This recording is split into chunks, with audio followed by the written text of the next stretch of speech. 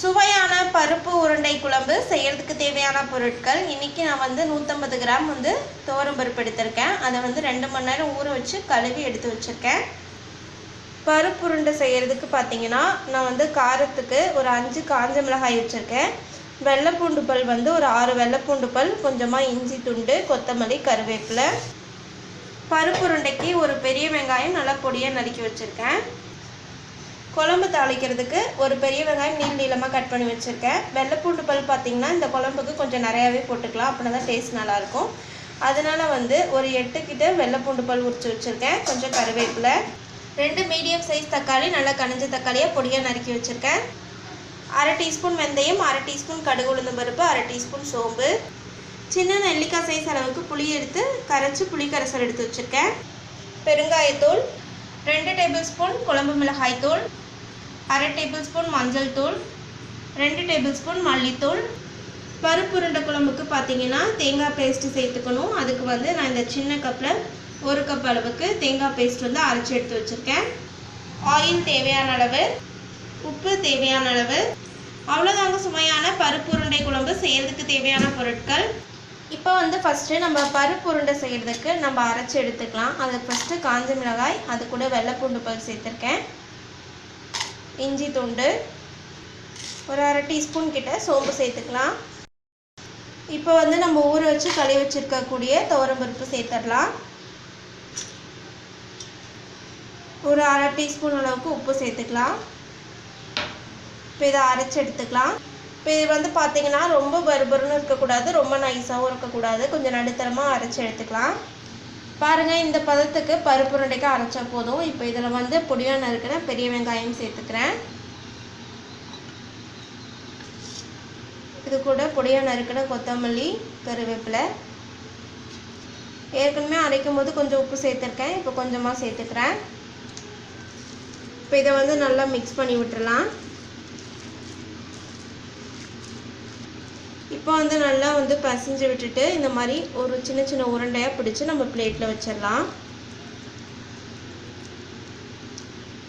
பாருங்கள், இந்த சைஸ்க்கு பிடிச்சா போதும். ரொம்ப பெருசாகவும் இல்லாமல் ரொம்ப சின்னதாகவும் இல்லாமல் மீடியமாக பிடிச்சிக்கலாம்.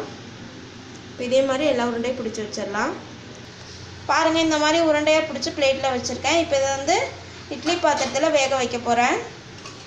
அதுக்கு வந்து ஃபஸ்ட்டு இட்லி தட்டில் இந்த மாதிரி ஒவ்வொரு குழியிலையுமே வந்துட்டு நல்லா வந்து ஆயில் எடுத்து, இப்போ வந்து நல்லா எண்ணெய் தடவுனதுக்கப்புறமா நம்ம வந்து உருண்டை பிடிச்சி வச்சுருக்கிறத எடுத்து ஒவ்வொரு குழியிலையுமே இந்த மாதிரி வச்சிடலாம். வச்சுட்டு நம்ம இட்லி பாத்திரத்தில் வச்சு வேக வச்சிடலாம். இப்போ வந்து இட்லி பாத்திரத்தில் தண்ணி ஊற்றி கொஞ்சம் சூடானோன்னே இப்போ நான் வந்து பருப்பு உருண்டை வச்சாச்சு. இப்போ இது வந்து வேகட்டும், மூடி போட்டு மூடி வச்சிடலாம். பருப்பு உருண்டை வேகிறதுக்கு பார்த்தீங்கன்னா 5 நிமிஷத்துக்கிட்ட ஆகும். நம்ம இடையில ஓப்பன் பண்ணி பார்த்துக்கலாம்.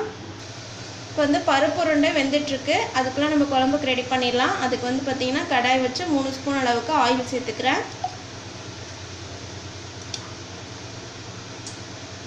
ஆயில் வந்து சூடானோடனே சோம்பு, கடுகு உளுந்தம் பருப்பு, வெந்தயம் 3 சேர்த்துக்கலாம்.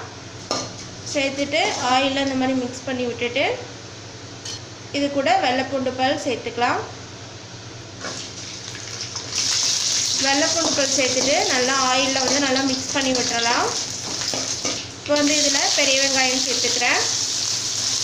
பெரிய வெங்காயம் சேர்த்துட்டு நல்லா ஆயிலில் நல்லா வதக்கி விட்டுடலாம். அது கூட கருவேப்பிலை சேர்த்துக்கலாம். கருவேப்பிலை சேர்த்துட்டு நல்லா மிக்ஸ் பண்ணி விட்டுடலாம். இப்போ வந்து தக்காளி சேர்த்துக்கலாம். தக்காளி சேர்த்துட்டு நல்லா மிக்ஸ் பண்ணி விட்டுடலாம். தக்காளி வந்து பார்த்திங்கன்னா இந்த மாதிரி கொஞ்சம் ரெட் கலராக இருந்தால் தான் டேஸ்ட் நல்லாயிருக்கும். இப்போ வந்து தக்காளி வதங்கிறதுக்காக கொஞ்சமாக உப்பு சேர்த்துக்கலாம். உப்பு சேர்த்துட்டு நல்லா வதக்கி விட்டுறலாம். இப்போ வந்து கொஞ்சம் தக்காளி வதங்கட்டும், கொஞ்சம் 1 நிமிஷம் மூடி போட்டு மூடி வச்சிடலாம். இப்போ வந்து தக்காளி நல்லா வதங்கிடுச்சு. இப்போ மசாலா எல்லாமே சேர்த்துக்கலாம். ஃபஸ்ட்டு வந்து மல்லித்தூள் சேர்த்துக்கிறேன், மஞ்சள் தூள், குழம்பு மிளகாய் தூள். இது எல்லாமே நான் ஃபஸ்ட்டு சொன்ன அளவு தான் எடுத்துருக்கேன். உங்களுக்கு காரம் கொஞ்சம் அதிகமாக வேணுன்னா நீங்கள் கொஞ்சம் அதிகமாக கூட சேர்த்துக்கலாம். இப்போ இது எல்லாத்தையுமே நல்லா மிக்ஸ் பண்ணி விட்டுறலாம். இப்போ மசாலா எல்லாத்தையும் நல்லா மிக்ஸ் பண்ணிவிட்டு புளிக்கரைசல் சேர்த்துக்கிறேன். புளிக்கரைசல் சேர்த்துட்டு நல்லா மிக்ஸ் பண்ணி விட்டுடலாம். நான் வந்து புளிக்கரைசலை பார்த்தீங்கன்னா சின்ன நெல்லிக்காய் சைஸ் அளவுக்கு அந்த பருப்பு உருண்டையை போட்டிருந்தேன். அதனால தான் நான் ஊற்றும் போது அப்படி தெரிஞ்சிச்சு. இப்போ வந்து குழம்புக்கு தேவையான அளவு வந்து தண்ணி சேர்த்துக்கலாம். நான் வந்து பருப்பு அரைச்ச ஜாரில் இருக்கக்கூடிய தண்ணியவே அலசி இதில் சேர்த்துக்கிறேன். இப்போ இது எல்லாத்தையும் நல்லா மிக்ஸ் பண்ணி விட்டுறலாம். நல்லா மிக்ஸ் பண்ணியாச்சு. இப்போ வந்து தேவையான அளவு உப்பு சேர்த்துக்கலாம். ஏற்கனவே வந்துட்டு நான் வந்து வதக்கிறதுக்கு உப்பு சேர்த்துருக்கேன், அதனால் இப்போ தேவைக்கேற்ப சேர்த்துருக்கேன். இப்போ இது வந்து ஒரு 2 கொதி வரைக்கும் வரட்டும். ஒரு மூடி போட்டு மூடி வச்சிடலாம். பாருங்கள், 5 நிமிஷம் ஆயிடுச்சு. பருப்பு உருண்டை வந்து நல்லா வெந்துருச்சு. இப்போ இதை நான் வந்து பிளேட்டில் மாற்றிக்கிறேன். இப்போ வந்து பருப்பு உருண்டையை வேக வச்சு பிளேட்டில் மாற்றியாச்சு. இப்போ வந்து குழம்பு நல்லா கொதிச்சு எண்ணெய் எல்லாமே சுற்றி பிரிஞ்சு வந்திருக்கு. இந்த டைமில் கொஞ்சமாக பெருங்காயத்தூள் சேர்த்துக்கலாம். அது கூட தேங்காய் பேஸ்ட் சேர்த்துக்கலாம். நல்லா மிக்ஸ் பண்ணி விட்டுறலாம். இப்போ வந்து தேங்காய் பேஸ்ட்டு சேர்த்து நல்லா ஒரு கொதி வந்தோடனே நம்ம வந்து பருப்பு உருண்டையை சேர்த்துடலாம். இப்போ வந்து தேங்காய் பேஸ்ட் சேர்த்து நல்லா ஒரு கொதி வந்துடுச்சு, சுற்றி நுரக்கட்டி வந்துடுச்சு. இந்த டைமில் நான் வந்து பருப்பு உருண்டை சேர்த்துக்கிறேன். இப்போ வந்து பருப்பு உருண்டை சேர்த்துட்டு லைட்டாக இந்த மாதிரி கொஞ்சம் கிளறி விட்டுறலாம். பருப்பு உருண்டை குழம்புக்கு இந்த மாதிரி நல்லா வேக வச்சு நம்ம வந்து உருண்டை சேர்த்துக்கிட்டால் நல்லா டேஸ்ட்டாக இருக்கும். பாருங்கள், குழம்பு பார்க்கும் போதே செம்மையாக இருக்குது. நம்ம இது இட்லி, தோசை, சாதம் எல்லாத்துக்குமே வச்சு சாப்பிட்லாம். டேஸ்ட்டு செம்மையாக இருக்கும்.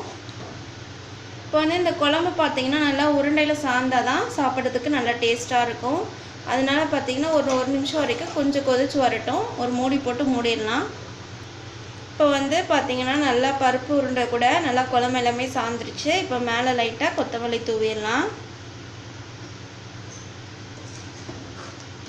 ஒரு டைம் நல்லா கிளறி விட்டுறலாம். அவ்வளோதாங்க, சுவையான பருப்பு உருண்டை குழம்பு சூப்பராக ரெடி ஆகிடுச்சு. இந்த ரெசிபியை உங்கள் வீட்டு கிச்சன்லேயும் மறக்காமல் ட்ரை பண்ணி பாருங்கள். ட்ரை பண்ணி பார்த்துட்டு பிடிச்சிருந்தா எங்கள் தமிழ் வில்லேஜ் குக்கிங் சேனலை லைக் பண்ணுங்கள், கமெண்ட் பண்ணுங்கள், சப்ஸ்கிரைப் பண்ணுங்கள். அப்படியே கூட இருக்கக்கூடிய பெல் ஐக்கானையும் ப்ரெஸ் பண்ணிடுங்க. இந்த வீடியோ உங்களுக்கு பிடிச்சிருந்தா ஷேர் பண்ணுங்கள். தேங்க்யூ.